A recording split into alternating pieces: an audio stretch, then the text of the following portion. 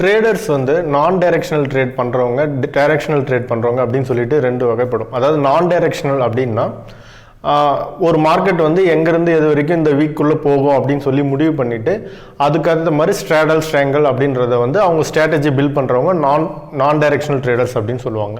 இப்போ நம்ம directional trader அப்படின்னா நம்ம வந்து இன்ட்ராடேல மார்க்கெட் வந்து எங்கே போகுது அப்படின்றத ப்ரிடிக்ட் பண்ணிவிட்டு அதுக்கேற்ற மாதிரி வந்து ஒரு காலோ புட்டோ பை பண்ணுறதோ செல் பண்ணுறதோ வந்து நம்ம டைரெக்ஷனல் ட்ரேடர் அப்படின்னு சொல்லுவோம். ஸோ இந்த டைரெக்ஷனல் ட்ரேடருக்கு வந்து டெக்னிக்கல் மெத்தட் வந்து தேவைப்படும். அதாவது எப்படின்னா எந்த மெத்தடில் வந்து நான் டைரெக்ஷனல் மெத்தடில் ட்ரேட் பண்ணுறவங்களுக்கும் பார்த்தீங்கன்னா ஒரு டெக்னிக்கல் மெத்தட் வந்து தேவைப்படும். ஸோ அப்படி இருக்கும்போது அதில் எந்தெந்த டெக்னிக்கல் மெத்தட்லாம் இருக்குது, அதில் எது சிறந்தது அப்படின்றத நம்ம இந்த வீடியோவில் பார்க்கலாம். நான் உங்களுடைய டே ட்ரேடர் சரவணன். இந்த வீடியோவில் என்ன நம்ம பார்க்க போகிறோம் அப்படின்னா என்னென்ன டெக்னிக்கல் மெத்தட்ஸ்லாம் வந்து வேர்ல்டில் இந்தியாவில் ட்ரேடர்ஸ் யூஸ் பண்ணுறாங்க, அதில் வந்து எது பெஸ்ட்டு அப்படின்றத வந்து நம்ம இந்த வீடியோவில் நம்ம பார்க்கலாம். மெத்தட்ஸ்லாம் இருக்குது, அதில் எது வந்து ஓரளவுக்கு ஈஸியாக நம்ம வந்து அண்டர்ஸ்டாண்ட் பண்ணிட்டு யூஸ் பண்ணலாம் அப்படின்றத நம்ம பார்க்கலாம். இது வந்து ஒரு வியூவர்ஸ் கேட்ட சிபிஆர் ஏன் பெஸ்ட்டு, உங்களுடைய எக்ஸ்பீரியன்ஸ் என்ன அப்படின்ற கேள்விக்கான பதிலாகவும் நான் இந்த வீடியோ வந்து மேக் பண்ணிட்டு இருக்கேன். நேஷனல் ட்ரேடிங்கில் பை அண்டு செல் பண்ணுறதுக்கு நீங்கள் ஆப்ஷன் பையராக இருக்கலாம் இல்லை செல்லராக இருக்கலாம். நீங்கள் அதுக்கு ட்ரேட் பண்ணுறதுக்கு உங்களுக்கு என்ன வேணும் அப்படின்னா ஒரு என்ட்ரி ஒரு எக்ஸிட் வந்து தெரியணும். இது வந்து எதை வச்சு நம்ம கண்டுபிடிப்போம் அப்படின்னா ஒரு டெக்னிக்கலான ஒரு இதை வச்சு தான் பேட்டர்ன் வச்சு தான் கண்டுபிடிப்போம். ஸோ ஒரு என்ட்ரி எக்ஸிட்டுக்கு ஒரு டெக்னிக்கல் பேட்டர்ன் வேணும் அப்படின்னா என்னென்ன டெக்னிக்கல் பேட்டர்ன்ஸ் இருக்கு. ஒரு எக்ஸாம்பிள் பார்த்தீங்கன்னா நம்ம வந்து எலியட் வேவ் இருக்கு, நீங்க எல்லாருமே இந்த பேரு கேள்விப்பட்டிருக்கலாம். அதுக்கப்புறம் வந்து பார்த்தீங்கன்னா இப்போ நம்ம யூஸ் பண்ற சிபிஆர் இருக்கு, இது இல்லாமல் பிவட் இருக்கு, இன்னும் இந்த மாதிரி வந்து நிறைய டெக்னிக்கல் பேட்டர்ன்ஸ் வந்து இருக்கு. அப்போ வந்து நீங்க ஆர்எஸ்ஐ, புல்லிங்கர் பேண்டு, சூப்பர் ட்ரெண்டு இதெல்லாம் வந்து டெக்னிக்கல் இல்லைன்னு கேட்டீங்கன்னா இதெல்லாம் இண்டிகேட்டர்ஸ். ஸோ இது இப்போ நான் மேலே சொன்னது வந்து பார்த்தீங்கன்னா இது வந்து ஒரு பேட்டர்ன் அடிப்படையில் நம்ம பண்ணுறது. இண்டிகேட்டர்ஸ் வேறு, டெக்னிக்கல் பேட்டர்ன்ஸ் வேறு.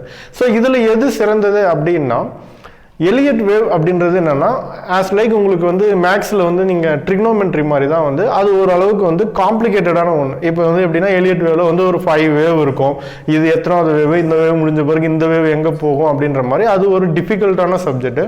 ஸோ எலியட் வேவை நல்லா சொல்லித்தரத்துக்கான ஆள் இருந்தாக்கா நீங்கள் எலியட் வேவ் வந்து நீங்கள் டைம் எடுத்து நீங்கள் கற்றுக்கிட்டிங்கன்னா இது வந்து ஒரு நல்ல ஒரு ஸ்டாண்டர்டான வந்து ஒரு டெக்னிக்கல் மெத்தட். பட் மை எக்ஸ்பீரியன்ஸில் என்னுடைய எக்ஸ்பீரியன்ஸில் என்னென்னா எலியட் வேவ் வந்து காம்ப்ளிகேட் தான். அது வந்து எடுத்துக்கிறதுக்கு டைம் ஆகும், கற்றுக்கிறதுக்கு டைம் ஆகும், அதை ப்ராக்டிஸ் பண்ணணும். நிறைய ப்ராக்டிஸ் பண்ணதுக்கப்புறம் நீங்கள் அது ஒரு இது வரத்துக்குள்ளே உங்களுக்கு ரொம்ப அதுக்கு அந்த அளவுக்கு ஒரு பொறுமை இருக்காது. ஸோ நிறைய பேர் அது போகிறாங்க. ஸோ நானும் அந்த மாதிரி தான் நிறைய டைம் போகிறோம், அதுக்கப்புறம் நம்ம வந்து ஸ்டாப் பண்ணிடுறோம், இது வந்து இல்லை அப்படின்ற மாதிரி. ஸோ இப்போ நம்ம பையோ செல்லோ பண்ணணும்னா ஒரு டெக்னிக்கல் மெத்தட் வேணும். அப்படி நான் கண்டுபிடிச்சது தான் வந்து நான் கண்டுபிடிச்சது மீன்ஸ் நான் வந்து போய் எடுத்துக்கிட்ட சரி இதை நம்ம பார்க்கலாம், இதில் நம்ம ட்ரேட் பண்ணி பார்க்கலாம் அப்படின்னு சொன்னது தான் நான் நெக்ஸ்ட் போனது வந்து சிபிஆர். ஸோ சிபிஆர்ன்றது வந்து நான் சொன்னது மாதிரி எலியட் வேவ் மாதிரி அந்தளவுக்கு காம்ப்ளிகேட்டடாக இருக்காது. சிம்பிள் வந்து ஒரு 3 பிவட் லைன், அதுக்கு பார்த்தீங்கன்னா R1 R2 R3 4 S1 S2 S3 S4, அதாவது 4 ரெசிஸ்டன்ஸ் 4 சப்போர்ட்டு அப்படின்னு ஒரு சிம்பிள் ஹரிசாண்டல் லைனை பேஸ் பண்ணி பண்ணுறது தான் வந்து பார்த்தீங்கன்னா சிபிஆர். இது நீங்கள் பார்த்துருப்பீங்க. ஸோ இந்த சிபிஆர் வந்து இதுவுமே வந்து பார்த்தீங்கன்னா ப்ராக்டிஸ் பண்ணணும், அதை அண்டர்ஸ்டாண்ட் பண்ணுறதுக்கு எல்லாமே வந்து இதுதான். ஆனால் இது வந்து ஓரளவுக்கு ஈஸியாக நீங்கள் டே பை டே வந்து ப்ராக்டிஸ் பண்ணும்போது இதை நீங்கள் வந்து ஈஸியாக அண்டர்ஸ்டாண்ட் பண்ணிக்கலாம். அப்படி தான் நான் வந்து சிபிஆரை வந்து அதில் நிறைய யூடியூப் வீடியோஸு அந்த மாதிரி இதெல்லாம் பார்த்து அதில் சில பேர் அதை சிபிஆரை பற்றி ஆல்ரெடி இருக்கிற அவங்க எல்லாமே சொன்னது அடிப்படையில் எப்படி அப்படின்னா சிபிஆர்ன்றது என்னென்னா இங்கே ஓப்பன் பண்ணால் இங்கே வரும், இங்கே ஓப்பன் பண்ணால் இங்கே வரும் அப்படின்ற ஒரு ஸ்டெப் பை ஸ்டெப் ப்ராசஸ் தான். லைக் நம்ம வந்து இப்போ நம்ம ஸ்டெப்பில் ஏறோன்னு வச்சிங்களேன், அந்த ஸ்டெப்பில் என்ன பண்ணுவோம், மேல் ஸ்டெப்லேருந்து இங்கே வந்தால் இங்கே வரும், இங்கே ஏறினா இப்படி வரும்னா அது மாதிரி தான் சிபிஆர் வந்து ஒரு சிம்பிளாக இருக்கும். ஆனால் அது வந்து பை ப்ராக்டிஸில் தான் நீங்கள் வந்து அண்டர்ஸ்டாண்ட் பண்ண முடியும். வெறும் சிபிஆர் இது பண்ணுறதுன்றது ரொம்ப ஈஸியாக, அதாவது எலிட் வேவ் கஷ்டன்றதுனால சிபிஆர் ஈஸின்றது கிடையாது. அதுக்கு வந்து ரொம்ப அதுவும் ஒரு ப்ராக்டிஸ் பண்ணும். ஸோ அப்படி ப்ராக்டிஸ் பண்ணும்போது ஈஸியாக வந்து உங்களால் ஒரு கட்டத்துக்கு மேலே வந்து அதை அண்டர்ஸ்டாண்ட் பண்ணுறது ஒரு நார்மலான ஒரு விஷயம் தான். ஸோ அந்த சிபிஆரோட நம்ம வந்து ஒரு 20 EMA வந்து காம்பினேஷனில் 20 எக்ஸ்பெனென்ஷியல் மூவிங் ஆவரேஜ் காம்பினேஷனில் நம்ம ட்ரேட் பண்ணுறது தான் நம்ம இப்போ பண்ணிகிட்ருக்கோம். ஸோ அப்போ இந்த நான் என்ன சொல்ல வரேன்னா உங்களுக்கு பையோ செல்லோ ட்ரேட் எடுக்கிறதுக்கு ஒரு என்ட்ரி எக்ஸிட் தெரியணும். அது சிபிஆராக இருக்கலாம், பிவட்டாக இருக்கலாம், எலியட் வேவாக இருக்கலாம், எது வேணால் நீங்கள் பண்ணுங்கள். ஆனால் இதெல்லாம் இருக்குது. ஆனால் நான் சொன்னது எனக்கு அது காம்ப்ளிகேட்டாக இருந்தது, நான் அதனால் இது வந்திருக்கேன். நீங்கள் வந்து இது பண்ண ஸோ இதை டெக்னிக்கலை கற்றுக்கிட்டால் மட்டும் நீங்கள் சக்ஸஸ் பண்ண முடியுமா அப்படின்னு கேட்டால், இதை வந்து டே பை டே ப்ராக்டிஸ் பண்ணுறது மூலிமா நீங்கள் கண்டிப்பாக வந்து சக்ஸஸ் பண்ணலாம் டெக்னிக்கல் பார்ட்டில். ஏன்னா ட்ரேடிங்கிறது not only for technical part, it's a technical, money management, risk management both same. அதுக்கப்புறம் சைக்காலஜி, இது 3 சேர்ந்தது தான் வந்து இது. பட் இதில் டெக்னிக்கலுக்கு மட்டும் நான் இந்த மெத்தடை சொல்கிறேன். ஓகேங்களா?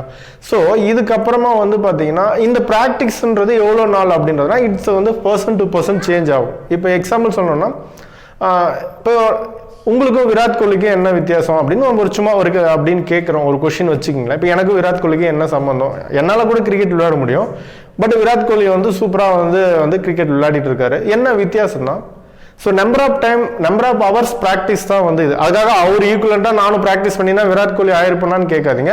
ஆனாலும் இப்போ இருக்கிற வந்து ஒரு பெட்டர் கிரிக்கெட்டராக வந்து நான் இருந்திருப்பேன். ஸோ என்னன்னா, என்னை விட விராட் கோலி வந்து பார்த்தீங்கன்னா கிரவுண்டில் ப்ராக்டிஸ் வந்து நிறைய ஹவர்ஸ் ஸ்பெண்ட் பண்ணியிருக்காரு. அவருடைய சின்ன சைல்டு ஏஜ்லேருந்து இது வரைக்கும் அவர் பண்ணிட்டு இருக்காரு. இன்னமும் டெய்லி பார்த்தீங்கன்னா மேட்ச் இருக்கோ இல்லையோ அவர் வந்து ஒரு 8 ஹவர்ஸ் வந்து கிரிக்கெட்டுக்காக ஸ்பெண்ட் பண்ணுவார். ஸோ என்ன சொல்ல வர, மோர் எக்ஸ்பீரியன்ஸ் தான் வந்து இங்கே வந்து இம்பேக்ட் ஆகுது. இப்போ நம்ம வந்து ஒரு சும்மா எனக்கோ வாரத்துக்கு ஒரு நாள் விளையாடுறவங்களா இருப்போம். ஸோ அவர் கம்பேர் பண்ணும்போது இப்போ அவர் லைஃப் டைம்ல ஒரு 1000 ஹவர்ஸ் ஸ்பெண்ட் பண்ணியிருக்காருன்னா நான் ஒரு 100 ஹவர்ஸ் கூட ஸ்பெண்ட் பண்ணியிருக்க மாட்டேன். ஸோ அதனால தான் அவருடைய பர்ஃபார்மன்ஸும் நம்மளுடைய பர்ஃபார்மன்ஸும் வித்தியாசமாகுது. ஸோ என்னன்னா, அதே மாதிரி நீங்கள் ஒரு பேட்டர்ல நீங்கள் ஒரு day by day 1 year 2 year வந்து அந்த டெக்னிக்கலில் நீங்கள் ட்ரேட் பண்ணி, அது பேப்பர் ட்ரேடோ இல்லை ஒரு சின்ன குவான்டிட்டி வச்சு நீங்கள் எடுத்துங்க, அந்த பேட்டர்ல நீங்கள் ப்ராக்டிஸ் பண்ணுங்க. அதுபடி பார்த்தா எனக்கு சிபிஆர் வந்து நான் ப்ராக்டிஸ் பண்ணவே இல்லை, எனக்கு வந்து பெஸ்ட்டாக இருக்கு. ஸோ அதோட என்ட்ரி எக்ஸிட் படி நான் பண்ணிட்டு இருக்கேன், அவ்வளோதான். இப்போ உங்களுக்கும் தெரியும், இந்த நம்ம தமிழ்நாட்டில் இந்தியாவிலே எவ்வளோ பேர் வந்து சிபிஆர் பயன்படுத்துகிறாங்க, அவங்களுடைய சக்ஸஸ் மீன்ஸ் அவங்க எப்படி ட்ரேட் பண்ணிட்டு இருக்காங்க அப்படின்றது உங்களுக்கு தெரியும். ஸோ இதான். இது இல்லாமல் நான் சொன்னதுக்கு அப்புறமா இது மாதிரி ஜஸ்ட் லைக் சொன்ன மாதிரி என் ஃப்ரெண்ட்ஸ் சில பேர் கிரிப்டோவில் ட்ரேட் பண்ணுறவங்களும் இருக்காங்க. ஸோ அவங்களும் வந்து இதை பார்த்துட்டு வந்து, ஸோ என்னுடைய எக்ஸ்பீரியன்ஸ் மட்டும் இல்லை, அவங்களும் இதை பார்த்துட்டு கிரிப்டோலையும் இது வந்து நல்லா ஒர்க் ஆகுது அப்படின்னு சொல்லி சொல்கிறாங்க. ஸோ என்னென்னா, சிபிஆர் எனக்கு பை ப்ராக்டிக்ஸ் ஆல்மோஸ்ட் நான் வந்து 3 இயர்ஸாக வந்து சிபிஆர் தான் யூஸ் பண்ணிகிட்டு இருக்கேன். அதுக்கு முன்னாடி வந்து இதே மாதிரி தான் நான் வந்து Bollinger band, super trend, parabolic SR, இந்த மாதிரி நிறைய வெறும் இண்டிகேட்டர்ஸ் மட்டும் யூஸ் பண்ணி அப்புறம் தான் ப்ரைஸ் ஆக்ஷனாக என்ன தெரிஞ்சு அப்படி இப்படி போய் அப்புறமா சிபிஆரில் வந்துட்டு இருக்கும்போது அதில் டே பை டே வந்து நான் ப்ராக்டிஸ் பண்ணிட்டு இருக்கும்போது இன்னமும் நான் வந்து அது ஒரு ப்ராக்டிஸிங் பீரியடில் தான் நானும் இருந்துட்டு இருக்கேன். ஸோ அதனால தான் பார்த்தீங்கன்னா என்னுடைய ட்ரேடிங்லேயே பார்த்தீங்கன்னா மோஸ்ட்லி வந்து 2 லாட் அந்த ரேஞ்சுக்கு மேலே 2 லாட் 3 லாட்டுக்கு மேலே போயிருக்காது.